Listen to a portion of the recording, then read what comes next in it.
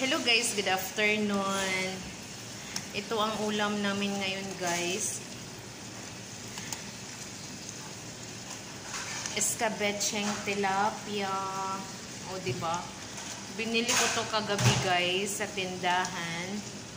Meron silang mga fresh na tilapia guys. Tapos inano ko na lang siya, escabeche. Alam nyo guys, mura lang pala dito yung ganito guys na isda. 10 dirham lang siya sa money dito guys. O diba, 7 peraso. Luto na yung tilapia natin guys. Wow, yummy. Yummy-licious talaga siya guys. First time lang namin nakakain ng tilapia guys dito. Ngayon lang guys, o diba?